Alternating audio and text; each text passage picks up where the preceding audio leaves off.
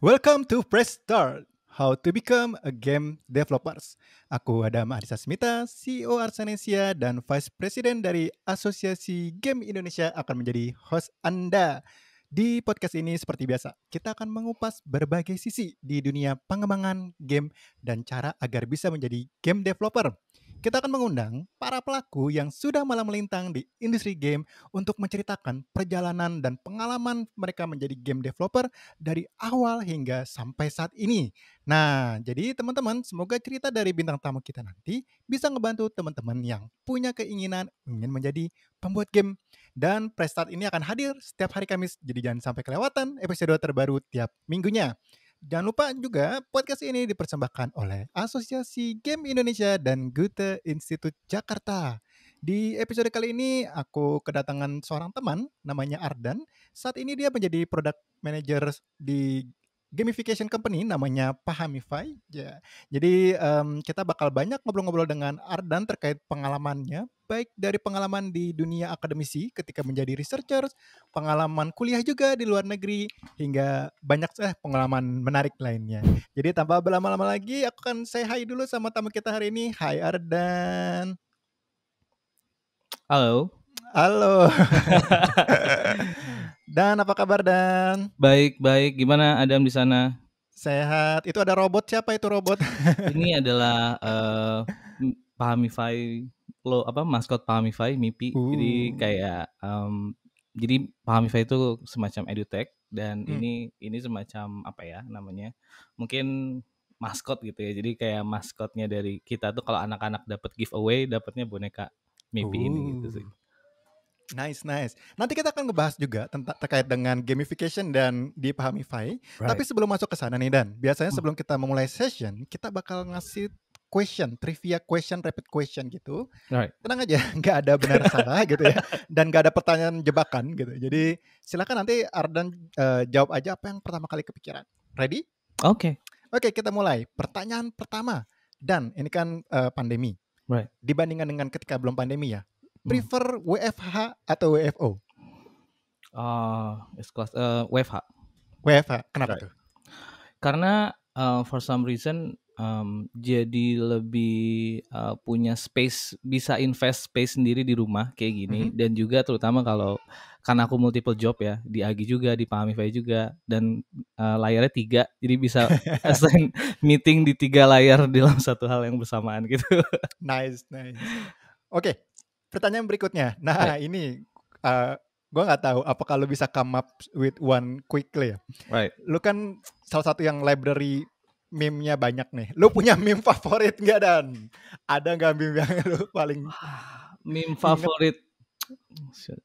Family-nya Vin Diesel sekarang. Okay. Jadi kayak apa family gitu kan. Jadi kayak waktu itu kemarin terakhir gue lihat ada Vin Diesel favorit supermarket, Family Mart.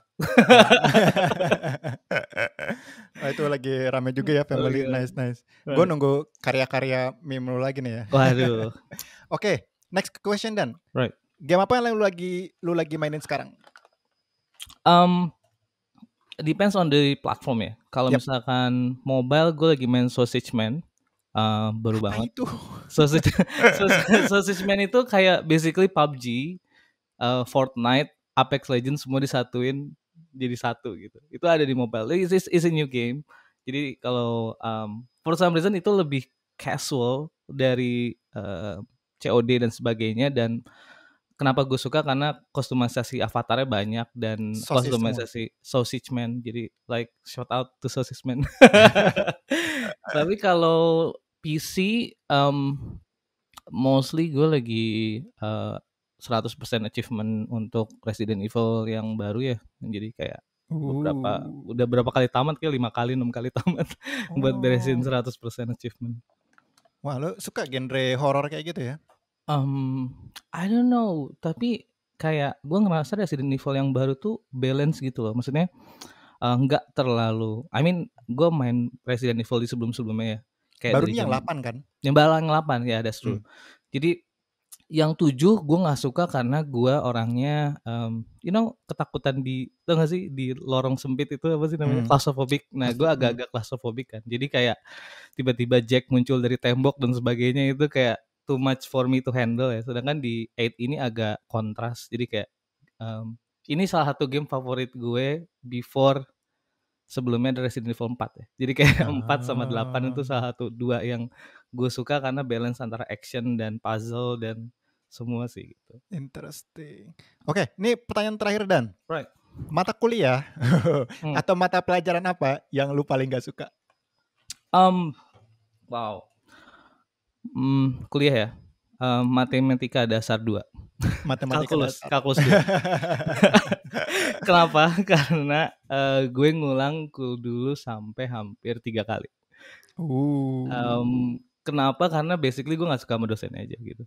Jadi kayak gue gak tahu ya kenapa. Jadi gue orangnya tuh tipikal yang kalau gue gak suka sama orang, walaupun dia kayak gimana pun ya gue gak suka gitu. Jadi kayak waktu itu, ini gak harus diikutin sih. Cuma itu jangan don't try this at home gitu ya. Cuma like waktu itu kayaknya dosennya juga sempat gak suka sama gue. Jadi kayak tipikal yang kayak karena UAS gue dulu dapat 17, UTS gue dapat 17 terus kayak gue nggak UAS deh. Tapi for some reason akhirnya gue dikasih bimbingan gitu sama PA, ayolah jangan kayak gitu ya bla bla bla bla, dan akhirnya lulus dengan lumayan.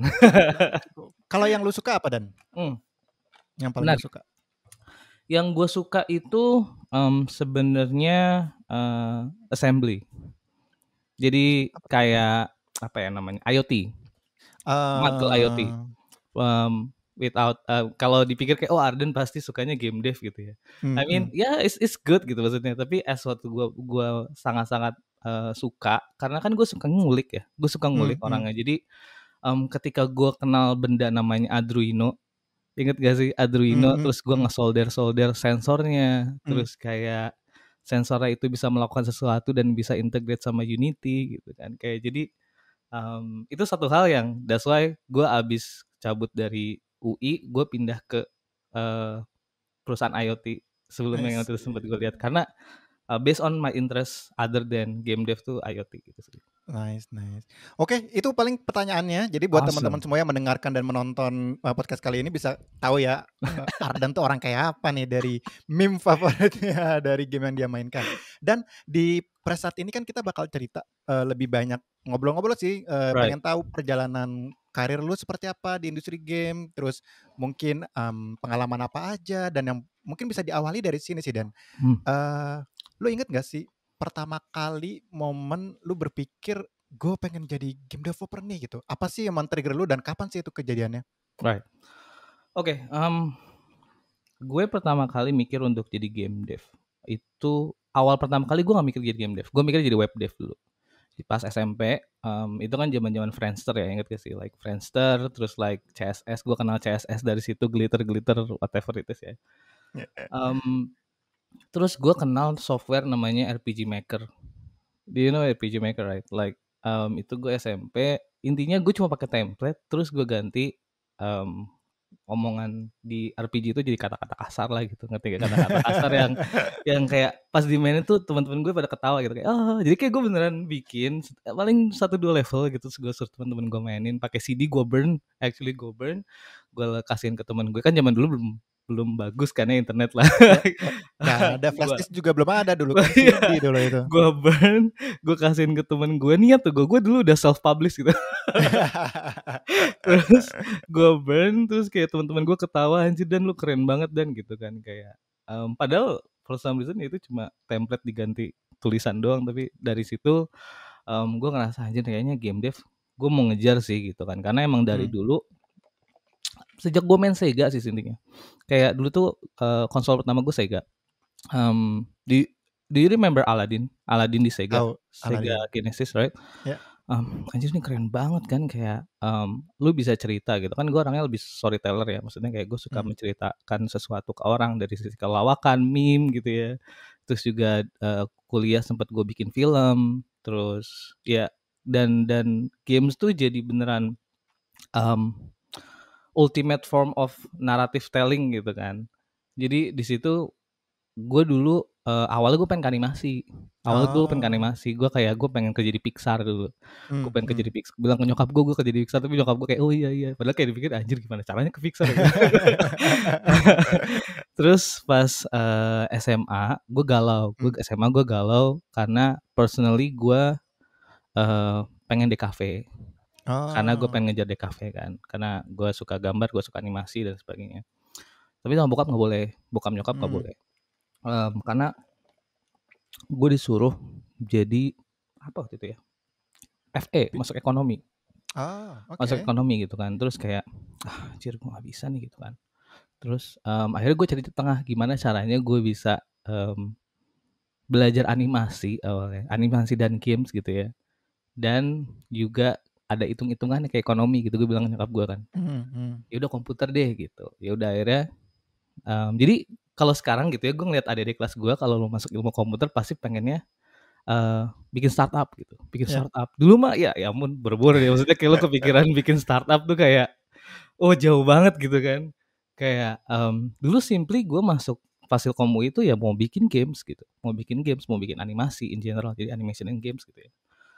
Terus dari situ gue ikut riset dan teknologi gitu ya, ngelihat kayak semacam apa ya? Kemenristek. Enggak, maksudnya di dalam Fasilkom UI-nya ikut kayak semacam karya ilmiah remaja kali ya kalau di SMA-nya, kayak UKF yang riset gitu. Jadi ada special interest group-nya gitu, SIG-nya. Ada SIG Game Dev, ada SIG IoT, SIG AI, whatever gitu kan. Gue ikut SIG Game Dev. Nah di situ gue mengenal baru teman-teman yang satu interest sama gue, ngerti kan? Kayak wah anjir gue pengen bikin game nih waktu itu kan. Dulu dan gue makin di boost interestnya ketika gue tahu ada lulusan Fasilkom UI yang jadi game dev, yaitu siapa tuh? Siapa yang Choco Arts? Si Meganya bukan? Ya, Kamega betul. Oke. Kamega datang kan kayak ini gue bikin game kayak gini. Wah anjir keren banget nih kan. Terus gue ikut Confess waktu itu, misalnya ikut light makin lama gue ikut juga Confess yang acara Fasilkom ya, yang ada lomba booth. Ya? Enggak, yang booth-boothnya, showcase-nya dulu. Kayak gue ngeliat showcase-nya. Kayaknya juga ada lu deh waktu itu. Kayaknya serius? Kayaknya zaman lu tuh yang Roly-Poly something itu. Roly-Poly Penguin. Ya, Roly-Poly Penguin, that's it. Sama Choco Arts gitu kan. Oh, ini banyak juga ya game dev Indo gitu. Gue bilang kayak di situ gue mulai apa ya kasarnya? Memberanikan diri untuk gue mau ngejar nih game dev gitu. Dan saat itu dibuka tuh organisasian untuk Confess. Jadi Confess tahun selanjutnya gitu ya. Terus akhirnya karena gue menggebu-gebu gitu ya, kayak like anjir, nih gue bener-bener passion banget gue nih di sini nih gitu. Tapi gue nggak tahu like di saat itu gue cuma rilis game pas SMP itu, ngerti kan? Saya masih zaman SMP itu. Terus gue akhirnya coba bikin game sendiri dulu, dalam artian jadi meanwhile itu si organisasi Confess-nya itu belum buka, gue memberanikan diri untuk actually membuat game dari bantuan Microsoft Innovation Center gitu. Jadi kayak ada namanya Microsoft Innovation Center di gue. Oh kita lagi nyari game buat di apalah namanya, di inkubasi atau apalah, di workshopin gitu. Bukan Imagine Cup, bukan kompetisi itu. Bukan. Road to Imagine Cup itu. Oke. Road to Imagine Cup mencari game dev gitu kan. Zaman-zaman Imagine Cup masih hit banget tuh. Akhirnya gue juga jadi masuk ke MIC waktu itu, Microsoft Innovation Center. Terus gak lama gue ikut acara Nokia. Ikut acara Nokia punya lab kan, karena lab itu sebelahnya. Terus di situ pokoknya ada apa namanya ya, MGDW ya zaman dulu, apa sih Mobile Game Development War. Ya, Mobile Game Development War dulu tuh kayak is totally different landscape gitu loh, like everyone punya tribe-nya sendiri gitu kan zaman dulu tuh. Terus gitu, gue Mas Naren datang ke Fasilkom UI dulu. Wih, Mas Naren datang, "Oh iya ini ayo dong game dev Indo maju gitu, gimana lah," gitu kan. ngomporin ya. Ngomporin Bapak biasa, kompor Indonesia bapak itu. bapak kompor Indonesia dan wah gue itu udah kayak seminar MLM deh, gue kayak wah gue menggebu-gebu nih gitu kan. Kayak menggebu-gebu banget nih gue Iya, gitu. iya, iya. Akhirnya gue actually rilis game di Windows 8 waktu itu. Oke. Namanya School Out. Gue nggak tahu, mungkin lu cari aja, kayaknya udah hilang kali di mana. Jadi itu simply like game kedua gue, cuma bintang 1 karena jelek banget. Level di sana juga hancur banget waktu itu, kayak basically kukiran type of Oke. games gitu kan. Ceritanya tentang anak yang bolos terus dikejar-kejar sama dulu tuh karena gue main Temple Run, inget gak sih lo Temple Run lo dikejar sama Ya, sesuatu gitu kan. Nah ini basically dikejarnya sama dosen, sama guru. guru, jadi kayak bolos sekolah terus lu dikejar guru, whatever it is like gitu. Hmm, hmm, hmm. Um, but it's maksudnya gue nggak ngelihat reviewnya ya, tapi like oh my god, game gue udah ada di Windows 8 gitu kan. Nggak tahu ya, kayak rilis game pertama tuh selalu exciting gitu loh, yang kayak Hmm. wah gila, gue nge-share apa namanya, kalau mungkin kalau ada sekarang ya, kayak gue inget banget di page-nya itu intinya cuma bintang 5 sama bintang 1. Bintang 5 semua teman-teman gue, bintang 1 random stranger. Temen lu baik juga ya berarti ya. Iya, itu apa sih namanya kalau sekarang? Paid ads. Paid. Karena kalau ngoding itu ntar gue traktir. Wis. Nggak lama itu gue bener-bener menggebu-gebu banget kan, kayak like wah anjir nih gue harus, karena sadly waktu itu kalau nggak salah community game itu cuma ada di Jakarta, Bandung ya, Jogja, pokoknya yang kota-kota besar seinget gue kan, kayak anjir di kota gue nggak ada kan gitu kan. Akhirnya gue, which is di Depok waktu itu ya. Ya. Terus gue di Confess gue buat waktu itu, terus gue pitch. Kalau tahun sebelumnya kan Edu Games ya, kayak karena kan kalau Confess selalu dengan edukasi dan sebagainya gitu Ya. kan. Terus H-1 bulan gue nonton IGF di Oke. Game Festival Ya. yang di YouTube gitu ya, yang anjir keren banget kok Indo nggak ada IGF gitu kan. Terus kayak karena gue bosen gitu, maksudnya gue dulu nggak suka sama game edukasi itu, kayak apaan sih gitu, maksudnya like gue mau main, nggak mau belajar gitu ya. Padahal sekarang gue bikin game Sekarang edukasi. karma itu namanya Dan. Iya. Terus akhirnya gue pitch ke komitinya waktu itu, ini gamenya temanya tentang apa ya tahun ini? Nggak ada temanya, gue bilang gitu. Kayak kalau nggak ada temanya siapa yang mau sponsorin gitu kan, kayak waktu itu. Enggak, pokoknya gue harus buat IGF di Indonesia, gue bilang kayak gitu. Gue dulu mimpinya gede banget. Kayak mahasiswa gitu ya.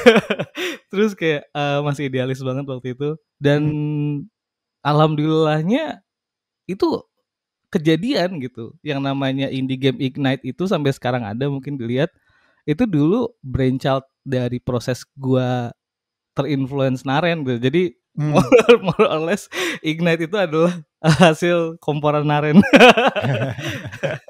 Dari situ akhirnya gue mulai pengen di game dev, tapi gue craving gitu, like kok nggak ada orang dari, maksudnya udah beres event, gue udah ngerasa gue bisa mimpin gitu ya kasarnya. Gue dikontak sama Ricky waktu itu, sama Ricky Duniaku, masih ada Mas Ami dulu. Kayak dan bisa ngobrol nggak? Dulu di mana ya gue? Pokoknya di satu mall lah gitu. Mall Kayak Depok. enggak, mall di Jakarta, mall di Depok. Jakarta. Terus like gue mau lu, pokoknya intinya dia bilang gue mau lu untuk ngurusin Depok. That's why, oh ya udah fine. Akhirnya buatlah game developer Depok itu, yang sekarang gue nggak tahu yang ngurus siapa juga. Kayaknya udah nggak ada yang ngurus game dev Depok. Nggak, jarang kedengaran. Kayaknya udah nggak terlalu ada deh seingat gue ya. Tapi mostly waktu itu beneran gue bawa game dev community-nya tuh ke di Depok itu kan jadinya. Sejak saat itu karena gue ngurusin game dev Depok, jadinya gue kenal sama semua orang di community, kayak Ube lah, lu dan sebagainya. Yang gue datang lu undang game jam itu ya, Global Game Yes. Jam. Yes. Gue masih inget itu. Jadi tuh gue pertama kali ngurusin ya, beda Ya. yang organized dan ikut, itu gue baru ngerasain pertama kali ngurusin Global Game Jam. Tuh gue ketiduran, Dam, asli gue ketiduran. Like, oh my god, lu dari sini, gue ketiduran, oh my god. Jadi buat teman-teman yang nggak tahu konteksnya, jadi pas lagi Global Game Jam kan biasa suka ada mentor ya, diundang Yes. buat sharing, buat kasih review segala macam. Nah, gue diundang nih sama Ardan ya, buat Iya, datang betul, betul. nge-review Jadi hari dia terakhir ya, nge-review pagi-pagi ya. hari terakhir, hari terakhir pagi-pagi, Iya, betul. dan itu emang biasanya hari-hari orang pada deadlineer lah, nyelesain apa segala macam. Begadang semuanya. Begadang. Gue nggak tahu tempatnya di mana gitu. Pas sampai sana, kita area UI, gue nelfon Ardan dan gue mesti kemana? Gak diangkat-angkat. Ya udah gue pulang lagi. Terus gue baru lihat miss call, oh my god, gitu kan. Dan waktu itu gue sama Adam tuh nggak begitu deket kayak sekarang kan, maksudnya like Adam gitu kan yang CEO Arsanesia, gue oh my god nih gue mati sih pasti gitu. Dan waktu itu dan funny story dari itu, do you know kayak Global Game Jam kan pasti ada konsum ya, karena gue waktu itu first organize, konsum untuk 3 hari datangnya di hari pertama semua. Oh, basi dong. Lo bayangin kita 2 hari, hari kedua tuh kayak kita harus ngebuangin ayam karena udah basi. Iya. Itu parah banget, itu literally parah banget. Maksudnya kayak tapi itu maksudnya kan gue banyak banget nge-organize event gitu kan. That's why sampai sekarang kan di Agi ya.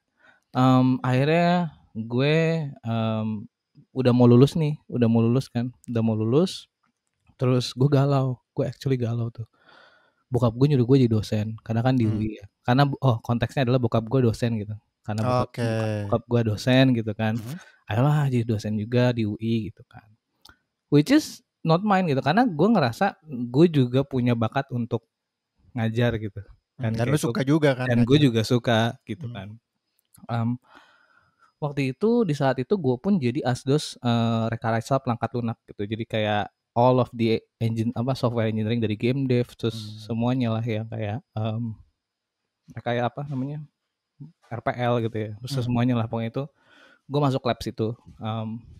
Terus kayak akhirnya gue diunjuk untuk karena di UI itu cuma ada satu matkul game dev. Oke. Jadi ada satu matkul game dev 3 SKS.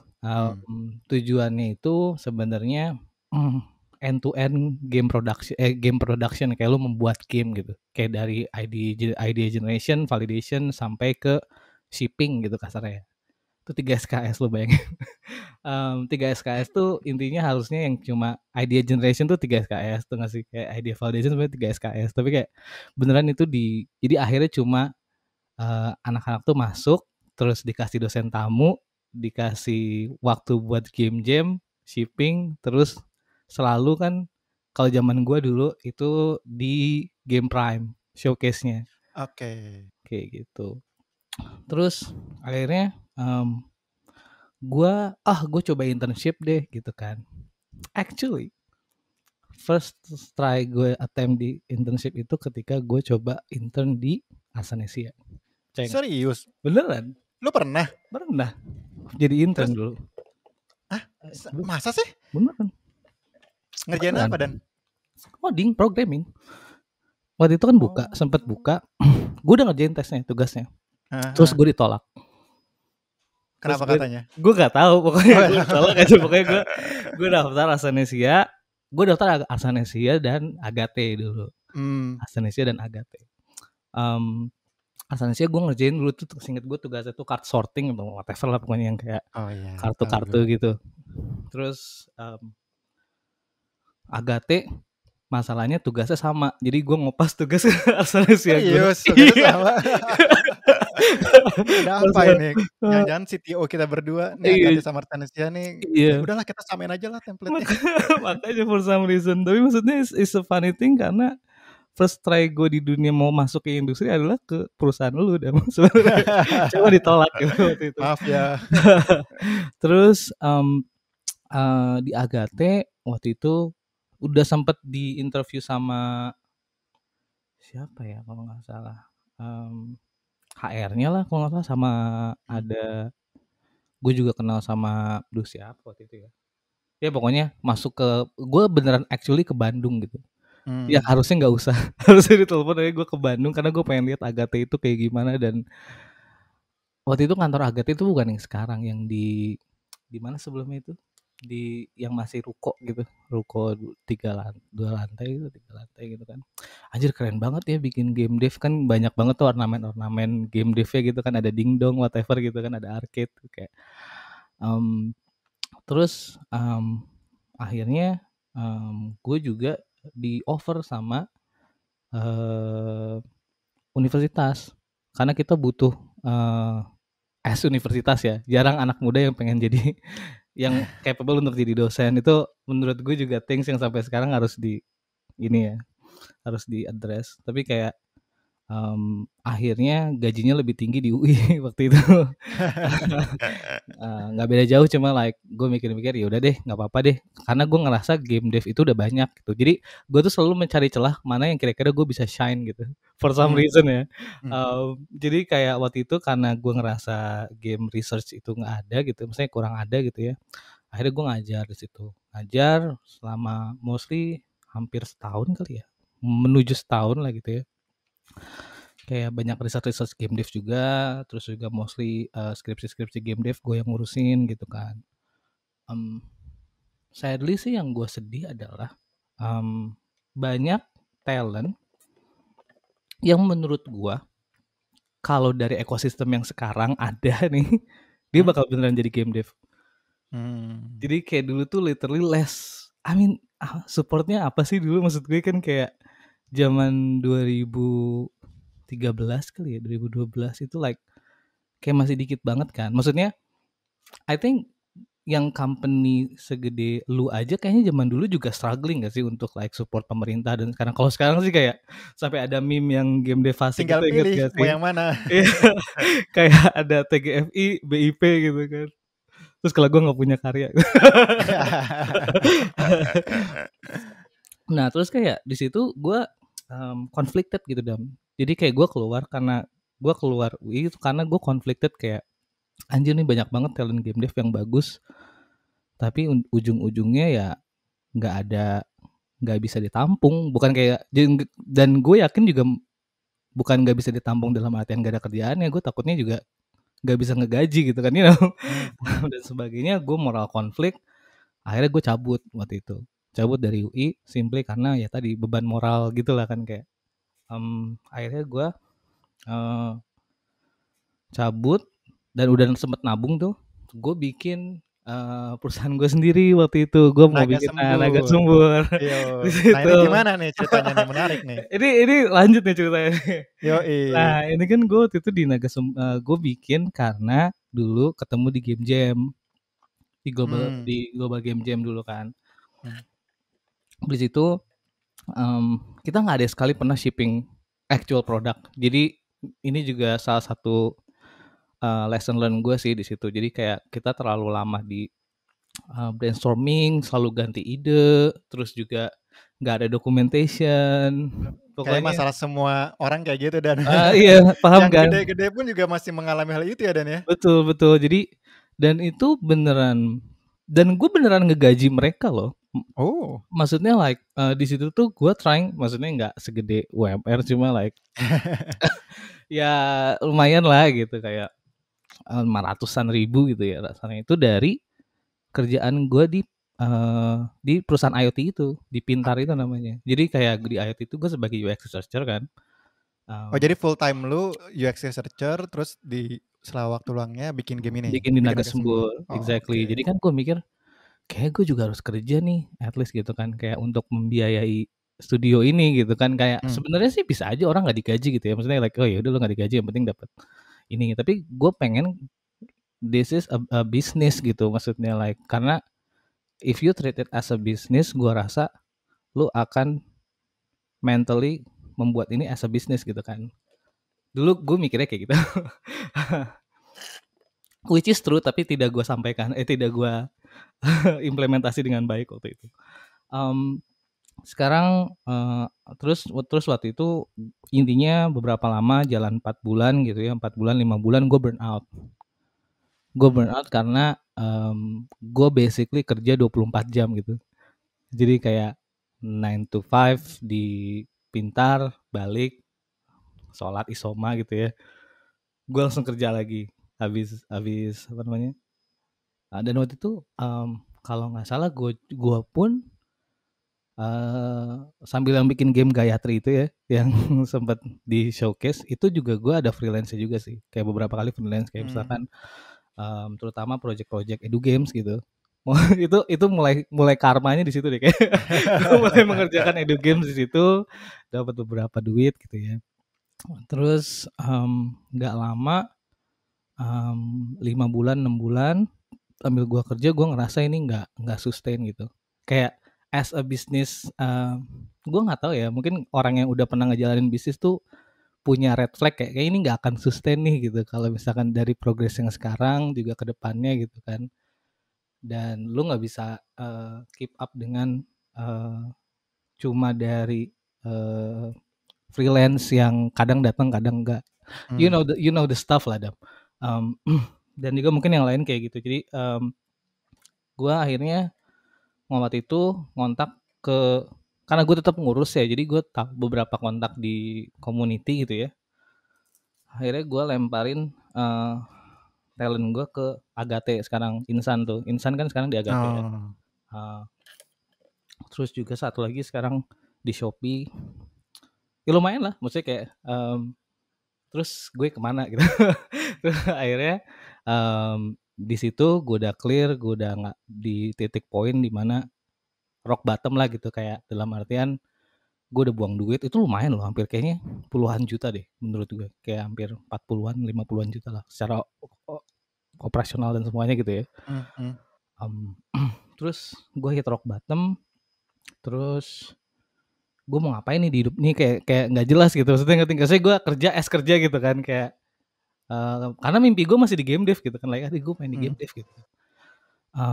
Nggak lama akhirnya gue nyoba LPDP waktu itu. Gue nyoba LPDP. Beasiswa. Iya, nyoba LPDP beasiswa. Di tahap terakhir nggak lolos. Gue ikut Chevening, tahap terakhir juga nggak lolos gitu. Akhirnya gue ngobrol ke nyokap gue gitu kan. Gue masih mau ngejar game dev, gimana caranya gitu kayak. Dan di Indo kayaknya pas saat itu beneran no hope sih. Maksud gue kayak like dibanding yang sekarang ya, sekarang tuh literally melimpah banget gitu ya. Semua kementerian thanks to Agi. Thanks to Ardan. Basically gue membantu gue gitu ya sekarang.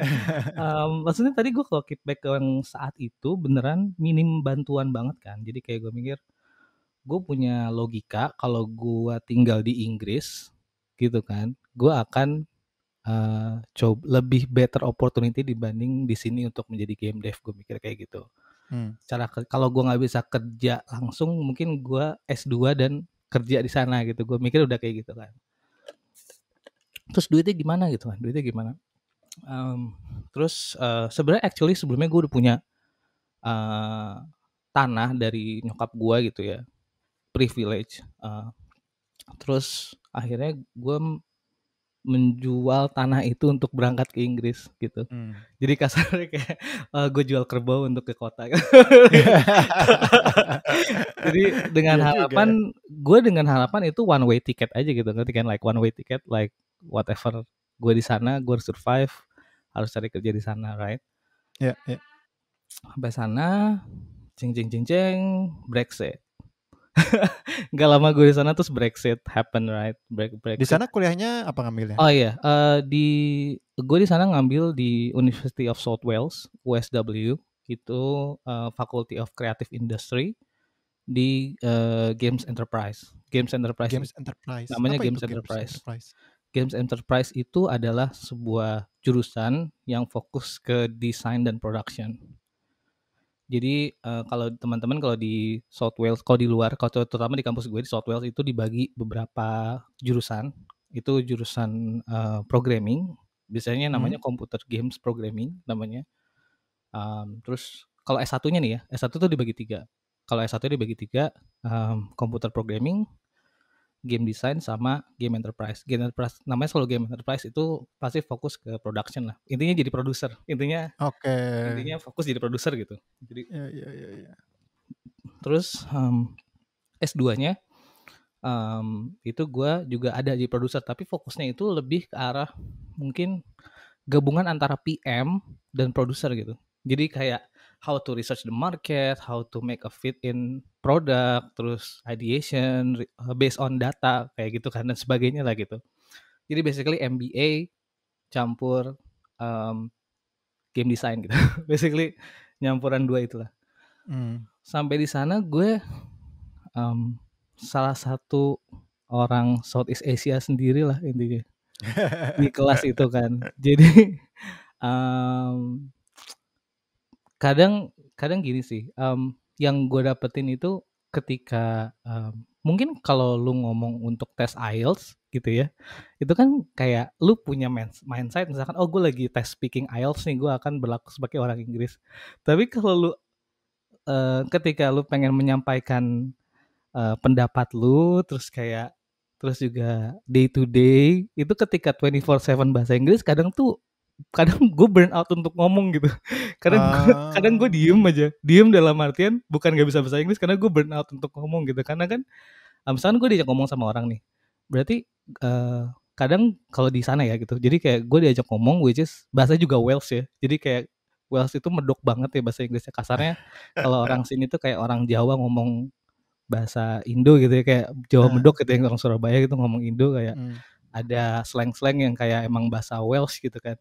Jadi kayak harus dengerin banget gitu kan. Jadi kayak harus dengerin banget. Terus juga dan gue harus bales as in sebenarnya ya. Ini gue ngasih tau ke kalian ya, mungkin kalau yang tinggal di luar negeri, bahasa Inggris kalian tuh nggak harus perfect.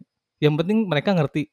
Jadi kadang gue udah nggak pikirin tuh yang namanya grammar past tense, nggak ada yang namanya grammar. Pokoknya I want to eat, that's it gitu. Kayak misalkan I want to something. Jadi kayak at least mereka tuh dapat message-nya gitu.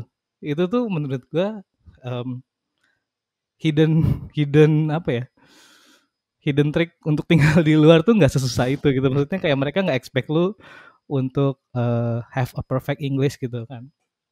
Terus di sana gue belajar banyak banget. Intinya dosen tamunya banyak banget. Kenapa? Karena si rektornya itu bukan rektor apa sih, dekan ya. Dekannya itu ketua komunitas di Wales, gitu kan. Jadi tuh Komunitas komunitas games. Hmm. Jadi kayak kasarnya Game Dev Jakarta itu yang megang dekan UI gitu. Binus Dekannya pas kalau Binus Jakarta. gitu, desan Binus gitu. Jadi kayak mereka ngundang tamu ya udah gitu aja, ngerti kan, kayak dan tamunya itu kan gede-gede ya, perusahaan Inggris tuh kayak Supermassive Games gitu kan, Rockstar dateng gitu kan, Astu gitu. Tuh kayak gue ngerasa wah gue udah make it banget nih di situ kan, kayak gue udah ngerasa udah make it banget sampai gue mencoba untuk apply gitu. Gue mencoba untuk apply, ternyata gue baru tahu Brexit tuh kayak lumayan kena di gue sih. Dalam artian bukannya kayak rasismenya, tapi lebih ke arah untuk hire gue harus mengalahkan kayak let's say 10-20 local talent gitu. Which is kayaknya agak susah dengan level of talent yang gede gitu kan. Gak lama gue cari. I mean duit gue habis gitu. Karena gue mandiri di sana, kayak beneran nggak pakai beasiswa dan semuanya kan. Kayak beneran one way ticket Suicide Squad gitu loh kasarnya. Balik lagi ke rock bottom lagi tuh sih. Jadi kayak circle gue udah ngerasa nyaman banget di luar gitu. Kayak gue udah like I think this is gonna be great gitu kan. Dan gue lulus dengan cum laude gitu di sana. Which mean kayak I don't think my knowledge is not enough gitu kan untuk kerja di sana. Cuma ya akhirnya gue balik ke Indo nih. Balik ke Indo karena gue literally udah nggak punya duit. udah nggak bisa bayar kosan kayak bulan depannya tuh gue homeless gitu. Bulan depannya gue literally homeless gitu kalau tetap stay di sana kan. Gue cerita sama nyokap bokap kayak udahlah balik aja, kerja aja di startup gitu dan sebagainya gitu kan. Gue balik ke Indo itu lagi rock bottom juga sih, maksudnya kayak karena gue ngerasa gue nggak gue nggak pernah punya plan untuk balik ke Indo gitu waktu itu. Jadi kayak gue literally ya udah dah Indo gitu. Jadi kayak Ya, ya. udah dada aja gitu kan. Balik ke Indo, gue harus mikir lagi nih strateginya gimana, right? Terus abis itu gue daftar Shopee yang game engineer. Waktu itu baru banget buka tuh. Game engineer Shopee. Dan gak lama gue ngomong sama lu. Ya. Dan gue mau ketemu dong ngobrol sama lu di mana di UK gitu kan. Akhirnya kita ngobrol-ngobrol. Terus kayak saat itu ya, gue ngerasa yang bikin beda itu safety net sih. Kayak sempat gue bilang cerita kan sama lu. Kayak jadi perbedaannya menurut gue game dev Indo itu tidak seburuk itu.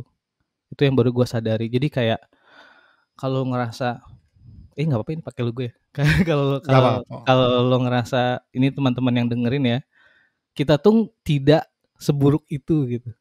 Kayak gue udah melihat seburuk-buruknya yang luar itu lebih buruk dari kita gitu maksud gue. Kayak yang tapi kenapa mereka bisa sepede itu karena dana pemerintahnya banyak. Jadi teman master gue teman master gue gitu ya, maksudnya teman gue di master degree di sana itu punya perusahaan game 2 tahun dan gak ada revenue, purely hidup dari dana pemerintah. That's why kenapa kita bisa lihat mereka tuh genrenya white banget ya, bahkan niche ada yang sampai karena mereka tuh udah banyak uangnya ada gitu untuk bereksperimen tuh ada gitu kan. Sementara kalau zaman kita dulu ya 2019, 2018, 2019 tuh kayak kalau kita eksperimen terus nggak laku, it's done gitu. Like that's it gitu kan. Nah bahkan yang bikin beda waktu 2018, 2009 gue cerita juga kalau ya waktu itu kan kayak gitu. Terus akhirnya lu membujuk gue untuk masuk AGI untuk trying to solve the isu gitu. Dan gue di saat yang sama gue pun actually keterima di game engineer Shopee. Jadi gue galau lagi tuh saat itu. Hidup gue tuh penuh persimpangan kan. Di situ akhirnya terus gue mikir like, do I want to be myself? Maksudnya cuma be myself aja, cuma masuk Shopee dan which is good ya. Gue tidak menjelekkan Shopee di sini, like maksudnya is a good career gitu. Sampai sekarang juga kan kelihatan gede banget kan game Shopee itu. Atau gue bisa ngangkat teman-teman yang lain gitu. Kayak gue tuh gue ngerasa kayak gue selalu ngerasa kayak kita tuh harus maju bareng-bareng gitu kan. Kayak kalaupun gue di atas, gue tuh ngerasa kalau misalkan gue di atas, orang lain di bawah tuh ujung-ujungnya gue akan ke bawah gitu. Karena nggak ada yang kalau misalkan gue tiba-tiba down, itu gue akan jatuh banget ke bawah gitu. Karena kan standarnya di bawah gitu kan. Jadi kayak di situ gue agree untuk 2019 untuk jadi full time di AGI waktu itu kan. Terus video pertamanya bisa teman-teman lihat di YouTube. Oh iya ada ya, Lihat di YouTube ada loh itu. Itu video pertama gue dan gue masih down di situ. Kalau lihat cara gue ngomong sekarang dan saat itu gue beneran di situ tuh gue masih down banget, masih down korban Brexit lah kasarnya gitu. masih down banget dan di situ selama di AGI juga bareng sama lu ya. Kita untuk teman-teman nih ya, kayak kita tuh di AGI actually brainstorming itu banyak banget. Maksudnya brainstormingnya kita apa yang kita bisa lakukan di industri gitu kan dan sebagainya. Dan ini ya tujuan dari AGI tuh nggak kayak ada kita pengennya kongsi whatever gitu. Enggak, kayak kita simply pengen game dev Indo maju. That's it. Any means necessary gitu kan ya nggak sih Dam? Kayak dari A sampai B, dari B sampai C gitu dan di situ tuh gue mulai melihat kan gue waktu itu banyak kayaknya 3 bulan di AGI gue rapat selalu diem aja deh. sampai sempat dibilang sama Adam kayak dan lu kalau mau ngomong aja gitu kan. Karena gue masih masih amazed bahwa sebenarnya pemerintah tuh actually care about us gitu kan. Cuma mereka nggak tahu gitu, nggak tahu harus ngapain. Ingat gak sih yang awal-awal kan ya kayak ini tuh kita harus bantu ini gimana gitu maksudnya karena ya nggak ada datanya, nggak ada ininya, bener-bener black box dan game e-sport tuh baru masuk dan pemerintah masih kaget gitu. Oh, game dev kok segede itu ya gitu ya. Dan akhirnya beberapa program AGI gitu ya, terutama di gue waktu itu megang di community dulu ya kalau nggak salah, megang di banyak community gitu ya, acara-acara community, dan terlahirlah Skill Tree. Skill Tree online gitu kan. Itu simply dari ideation kita berdua ya Dam ya, gimana caranya bikin localized GDC gitu, localized GDC session yang melokal lah gitu kasarnya. Jadi nggak usah ribet-ribet, pokoknya apa yang mau di share gitu. Terus Malah lahirnya Skill Tree justru pertama kali episode 1 offline, dan inget kan di Bandung itu loh. yes, bener. Waktu itu di Blok 71 Blok setahu gue ya. 71 ya. Karena basically Skill Tree itu awalnya mau dibuat semacam GDC-nya gitu. GDC-nya Indonesia adalah Skill Tree gitu. Sebelum pandemi. Terima kasih pandemi. Nah, iya, di situ intinya mungkin 6 bulan gue di AGI gitu ya, gue tuh menyadari bahwa untuk involve di industri game, mungkin nggak semua orang harus buat game gitu. Maksudnya kayak kalau lu main RPG gitu ya, jadi kayak ada yang tank, ada yang attack, ada yang support gitu dan sebagainya. Nggak selalu isi ekosistem industri game itu adalah developer game gitu. Itu gue mulai acceptance di situ. mungkin role gue di industri game itu dominantly nggak jadi attacker gitu, kasarnya nggak jadi dan itu tuh gue baru nyadar gitu, kayak selama gue di AGI gitu ya, gue menyadari bahwa kayak selama gue berkarir di game dev tuh gue di support gitu, maksudnya gue di role support gitu, bikin community, bikin confess yang dimana actually Joyseed itu awal-awalnya kan di confess.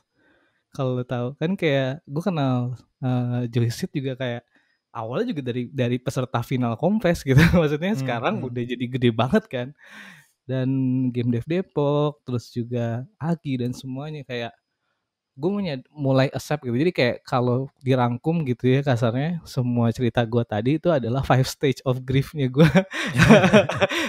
Ketika gue menyadari dan gue sekarang owning gitu. Gue sekarang owning memang role di gue di industri game adalah gue mensupport teman-teman yang lain untuk maju gitu, dan I'm okay with that gitu kan. Kayak walaupun memang gue juga tetap develop game ya, kayak tapi mainly gue akan bilang kayak ya role gue support gitu. Kalau semuanya attacker, kalau main Mobile Legends gitu, teman-teman main Mobile Legends, kalau semuanya marksman juga akan mati gitu kan. Pasti harus ada role-role gitu. Kalau tank berarti mungkin investor yang banyak duitnya gitu ya, yang kayak tahan badan. iya dong, kalau nggak ada tank ya tetap aja diterjunin mati gitu kan. Jadi kayak gue ya gue mulai accept gitu, dalam artian gue mulai accept memang I think I'm good at support gitu. Mungkin gue bisa jadi kalau kita analogikan Mobile Legends gitu ya, kalau misalkan gue jadi marksman gitu, gue jadi attacker mungkin bisa, cuma like talent gue ternyata di support gitu maksudnya. Jadi di situ terus nggak lama tiba-tiba gue diketok sama temen gue untuk apply di Pamify waktu itu. Nah, ini Jadi menarik nih. jadi di situ ketika gue gue terakhir kayaknya waktu itu sebelum gue keluar full time ya, kayaknya 2 bulan atau sebulan gue keluar full time, gue ngerasa stagnan gitu, ngerti kan maksudnya? Kayak I think gue bisa melakukan AGI, juga bisa melakukan hal lain gitu. Ketika gue curhat ke cewek gue gitu ya, kayaknya gue bisa melakukan AGI itu nggak harus full time gitu, karena kebanyakan gue nunggu aja gitu di maksudnya kan kayak kita banyak nunggu, oh rapat ini ganti jadi rapat itu, jadi sebagainya gitu kan. Dan kayaknya gue juga bisa kerja di luar dari itu gitu kasarnya. Gue interview, awalnya gue nggak dibilangin di gamification gitu, kayak waktu itu bukannya itu di product manager aja. Dan memang karir gue S2 gue itu mempersiapkan gue untuk menjadi PM atau produser gitu kasarnya kan. Jadi kayak oke lah, cobain aja, nothing tulus gitu, maksudnya kayak ya udah gue apply nih CV gue, terus kayak udah gue beneran lupain gitu kan. Tiba-tiba gue diundang interview terus oke, lo bisa mulai kerja kapan gitu kan, kayak oh shit, di situ gue belum keluar AGI kan, kayak di situ gue belum waktu itu kontrak di AGI gue belum beres gitu kan. Akhirnya gue ngomong ke lu, inget nggak di Citos kan, gue ngomong ke lu, dan akhirnya sekarang gue jadi product manager di gamification. Nah, ini Dan, gue pengen tahu nih Dan, kan Right. tadi lu sempat di awal gue tanya kan, mata pelajaran apa yang paling lu nggak suka? Nah, sekarang lu di Pahamify kan membuat orang-orang yang tidak suka mata pelajaran tersebut jadi bisa nih. Nah, Betul. ceritain dong gamification itu apa dan kerjaan lu kayak gimana sih di sana? Wah, ini menarik. Jadi actually gamification itu is all about motivation sih. Like kalau dibilang orang gamification itu soal poin, soal badge, leaderboard, menurut gue itu terlalu narrow minded ya. Maksudnya itu jadi pointification menurut gue.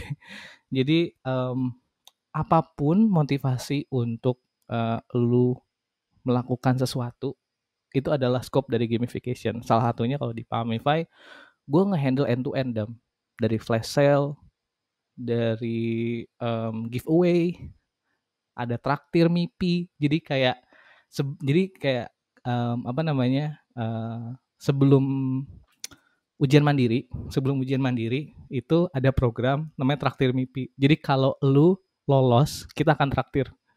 Hah? Gimana tuh? Jadi kalau lu adalah Pahamify, user Pahamify, dan lu lolos ke PTN impian lu, kontak kita akan traktir. Kayak it's about motivation, right? Gue gak harus nge-develop apapun. Jadi kayak that's about like gamification. Jadi gue di Pahamify basically jadi konsultan gitu. Jadi gimana caranya kita untuk acquiring new user dengan gamification inisiatif lainnya gitu. Misalkan di gue sekarang ada existing produk ya, mungkin ada login rewards, jadi kado belajar, kita namain kado belajar. Jadi itu ya standar lah login daily activity ya. Dulu sempet pas gue pitch itu ada, jadi harian, mingguan, sama bulanan. Jadi lu harus login literally tiap hari, kalau nggak ke reset. Jadi kalau misalkan harian itu cuma dapat XP, jadi di kita ada XP point ya untuk levelnya. Kalau mingguan dapat koin buat lu bikin avatar. Nah, bulanan itu dapat hard currency-nya, diamond. Diamond itu bisa digunain untuk tryout dan sebagainya gitu ya. Ini udah kayak game mobile ya, si Pahamify ini ya. Beneran. Jadi kayak nice. Mungkin lu teman-teman bisa ngecek ya. Itu jadi gue selalu melihat Pahamify itu sebagai mobile game company gitu, yang tujuannya adalah belajar. Iya. Dulu tuh pas bulanan itu gue propose itu ke si level ya, terus kayak anjir jahat banget lu Dan, kayak masa nggak ada checkpoint sama sekali? Nggak ada, gue bilang nggak ada, biarin aja. Kayak karena misalkan gini, di 1 bulan lu akan dapat 1 diamond, di bulan kedua akan dapat 2 diamond, 3 akan 3 diamond, tapi literally harus setiap hari. That's the catch gitu. Dan nggak ada literally nggak ada yang ini gamification pertama gue tuh, di project gamification pertama gue di Pamify, kayak nggak ada yang percaya akan nyampe di 3 bulan.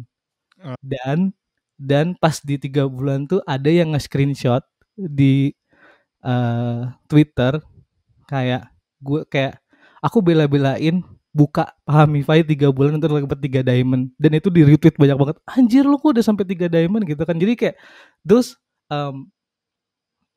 nggak cuma engage usernya, cuma jadi kayak marketing viralnya gitu.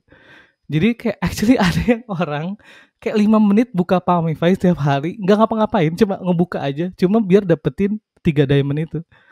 Jadi maksud gue, dan itu beneran naikin terutama naikin MAU sih, naikin MAU banget. Jadi kayak mostly gue kerja di Pamify itu ya tadi gue banyak banget mulai ke mobile game design gitu sih. Jadi kayak mobile game design kayak terus juga sekarang gue lagi develop di social feature-nya. Jadi ada ada arcade. Jadi ada fitur namanya sikat soal ya. Sikat soal tuh kayak arcade based latihan. Jadi lu dikasih tiga nyawa, terus lu akan terus main atau terus jawab soal sampai lu salah 3 kali. Scroll lu berapa? Jadi kayak di situ itu udah mulai banyak yang ngakses. Ke depannya mungkin gue akan coba ini jadi spoiler ya. Kedepannya gue lagi coba develop di social feature ya. Jadi kayak gimana cara biar mereka bisa tanding. Kayak sekarang kan basically single player experience nih. Jadi sekarang mau naik ke multiplayer dan ke atas-atasnya lagi. Jadi gimana intinya gamification gue di Pamify itu gimana cara mereka untuk memotivasi mereka untuk belajar, memotivasi mereka untuk login, memotivasi mereka untuk beli paket gitu dengan flash sale dan sebagainya gitu sih. Tanpa perlu dimarah-marahin sama emaknya, Iya. belajar gitu ya. Iya. Dengan adanya gamification itu orang-orang dengan motivasi internalnya sendiri mau belajar gitu ya. Dan Nice, kayak nice. gue tuh baru tahu ya, kayak sebenarnya kita tuh atau gue dulu malas belajar itu karena nggak ada rewardnya. Gue ngerasa, maksudnya mungkin ada ya nilainya dan sebagainya, tapi gue ngerasa mungkin kenapa gue dulu males karena gue ngerasa ROI-nya tuh nggak ada, kayak ngapain gue belajar ini gitu, kayak gue motivasi gue nggak ada gitu. Kayak lucunya kemarin gue sempat interview user ya untuk apa namanya in-depth interview ya kalau di UX. Dia awalnya itu cuma mau ngumpulin koin untuk ganti avatarnya, tapi lama-lama kok belajarnya asik ya gitu. Jadi abis itu jadi belajar gitu. Jadi awalnya cuma mau ngumpulin koin, tapi kedepannya malah jadi belajar gitu. Dan itu emang karena edutech itu early ya. Jadi kita trying our position untuk menjadi learning fund-nya itu. Kalau di Pamify, mungkin kalau di company lain mungkin ada Ruang Guru, ada Zenius, mungkin ada masing-masing ya. Ada sampai masing-masing. Kalau misalkan di Ruang Guru mungkin lebih ke arah one stop things gitu. Kalau kita tuh ya fun-nya. Makanya kayak contohnya maskot kayak gini. Maskot kayak gini. Jadi kayak mungkin kalau kita mikirnya positioningnya kalau Ruang Guru dan Zenius mungkin kayak Xbox dan PS gitu, kita tuh adalah Nintendo-nya gitu. Maksudnya kita adalah things yang simple, lu belajar dan lu loyal karena ya seru gitu. Gitu sih so far. I see. Wah, seru banget nih Dan. Tapi waktu kita sudah mau habis, sudah mau Waduh. sejam ngobrol-ngobrol nggak kerasa ya. Oke. Dan buat closing, nah dari lu ada nggak kira-kira buat teman-teman di sini tips bagi mereka yang baru mau terjun ke industri game, kira-kira dari perjalanan panjang lu apa sih yang bisa lu share ke mereka? Oke, sebenarnya yang pertama itu jangan takut buat nyoba. Itu penting banget. Kayak jangan mikirin what if-nya gimana, coba aja dulu. Kayak game engine sekarang udah gampang, template udah banyak, ikut game jam, ikut lomba, beneran deh kalau dibandingin dulu sekarang tuh asal coba dulu dan kita dan di Agi kita selalu trying to support you gitu. Ini gue bisa ngasih decision itu. Yang kedua self branding itu perlu. Jadi kalaupun lo bisa bikin game, semua orang tuh harus tahu lo bisa bikin game gitu.